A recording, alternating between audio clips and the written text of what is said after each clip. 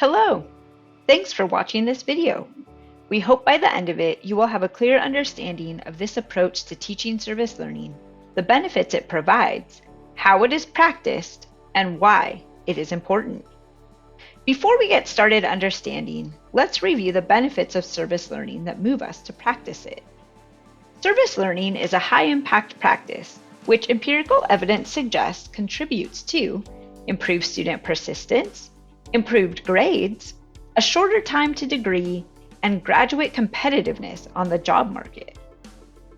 General benefits to students also include development of capacity for critical thinking, real-time problem solving and self-reflection, building social consciousness, enhanced comprehension, and increased self-efficacy and propensity to contribute to and advocate for a community.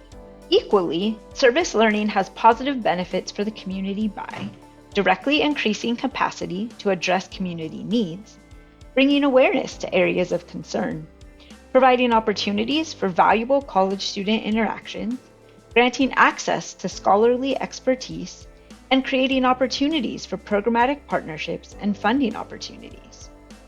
There are also direct benefits for faculty. Service learning aligns with campus, college, and department goals for community engagement and high-impact practices, builds community relations and meaningful partnerships, generates positive student feedback and outcomes, and opens opportunities for community-based research and scholarship along with potential for associated funding. So what exactly is service learning, and what is it not? The term service learning is deceptively simplistic. Superficially, it implies any combination of service and learning. It is true that teaching involving some form of community engagement or service can provide benefits to students and the community in various ways. We use the umbrella term community engaged learning to describe these approaches. However, service learning is a specific form of community engaged learning. It is a teaching methodology that utilizes a core set of elements and is intentionally designed to expand academic course content and student learning goals to include civic, social, and self-reflective considerations while contributing to efforts that serve community needs. Let's look at some models to get a clear picture of the conceptual space that service learning occupies. A model proposed by Andrew Furco helps us to conceptualize service learning by positioning it relative to other forms of community engagement and experiential learning. Firstly, we have a continuum of focus from service to learning. Next, we have a continuum of benefit from recipient, the community in this case, to the provider, which is the student. Finally, we can consider the capacity for intentional civic learning, which broadly refers to the integration of reflection and social considerations as explicit course learning objectives. We'll explore this more later. So let's look at different forms of community engagement. Beginning with volunteerism, the focus is on providing services, and the primary beneficiaries are the recipients of those services, rather than the individual who is volunteering. Though volunteerism can expose individuals to civic and social concepts, it is not necessary for the service to occur. At the other end of the spectrum, we have internships.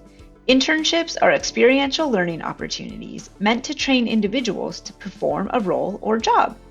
The focus is on learning, and the primary beneficiary is the individual who is learning from the experience.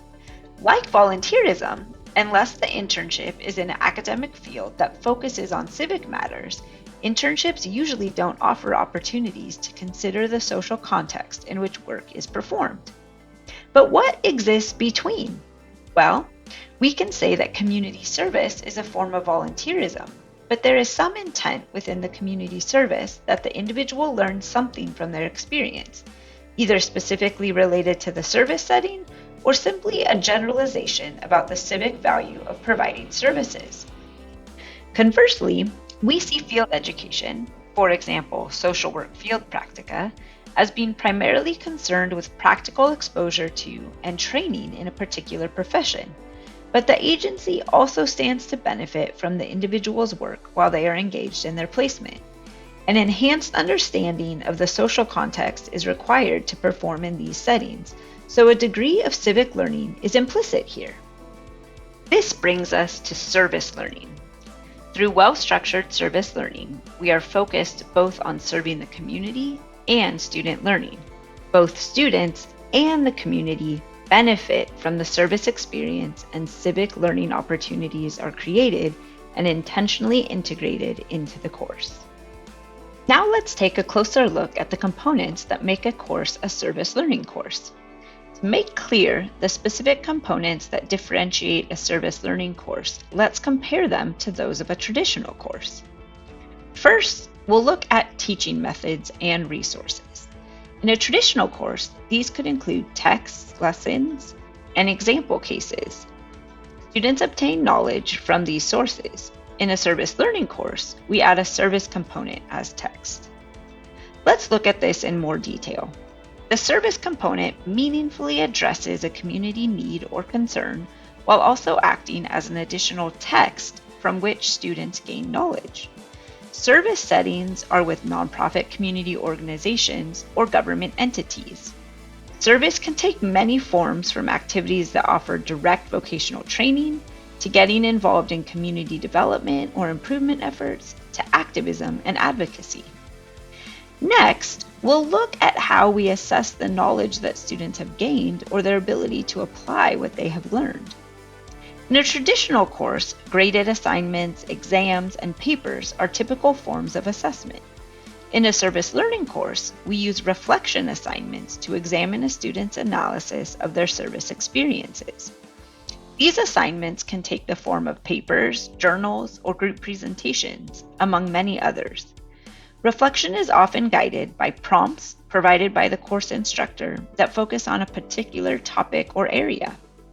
Student analysis may include their understanding of what occurred, what impact it had, and how it has affected their attitudes, assumptions, and future actions in similar situations. Prompts can be formulated such that students respond from an applied academic standpoint, from a civic or social standpoint, or a combination of both. This brings us to learning goals. Where a traditional teaching model is concerned with academic learning outcomes specific to the field of study or the course, employing a service learning approach both enhances these academic learning outcomes while adding civic learning outcomes.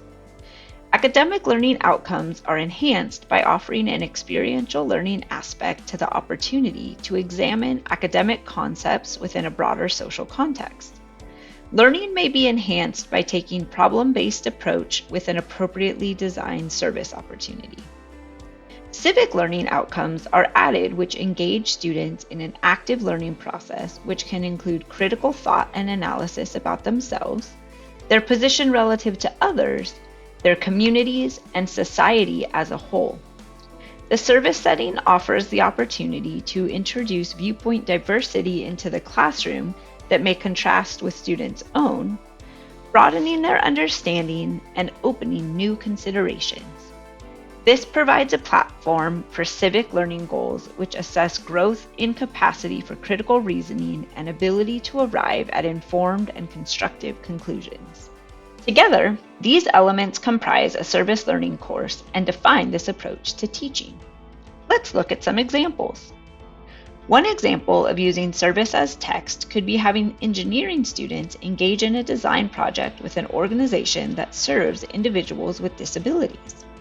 Students gain applied knowledge in engineering by designing solutions that provide a material benefit to those they are working with, while gaining new understanding and perspective on the experiences and challenges faced by those they are serving and the causes of these challenges. Reflection assignments prompt students to consider how the needs of those with disabilities may be overlooked, consider engineering and civic solutions, and advocate for changes that would support accessibility. Learning goals are to demonstrate applied knowledge, skills, and experience through a problem-focused design project aimed at developing solutions to overcome a disability. Students also learn to articulate the importance of technology as a tool for addressing inequity between differently abled people. In another example, art education students may engage with children at a Title I school to provide art classes. While also gaining practical experience teaching art, students learn about the circumstances of children they are serving. Students may reflect on their own elementary education experiences and explore similarities and differences to those they are serving, the reasons for those differences, how that informs their approach to teaching the children they are working with, and their thoughts about education systems. Learning outcomes could include demonstrated ability to teach and interact with children. Concurrently, students consider what some children lose when art is missing from their education, why this affects some children and not others, and what role they can have in addressing this disparity. At this point, it is really important to note some areas where care must be taken to avoid negative outcomes with students and community partners. First, if the approach to service learning calls for faculty to be directly involved in the development of service activities, they must be mindful. Faculty must always be careful not to place the learning needs of the students above the needs of community. Secondly, when engaging students with community members to provide services, faculty must be careful to ensure students do not develop or further entrench negative perceptions about the community served, about themselves, or about their role in addressing community needs. The Center for Internships and Community Engagement offers a number of resources to help faculty build and deliver effective and constructive service learning courses. These include our Faculty Handbook, Service Learning at CSUF, which offers in-depth guidance on service learning course construction, a series of workshops and seminars on various aspects of service learning offered through the Faculty Development Center, and consultations with campus experts on service learning. A large set of resources available on the Faculty Service Learning webpage.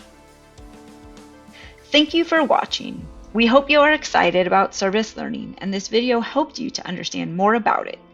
Please contact the Center for Internships and Community Engagement if you have questions.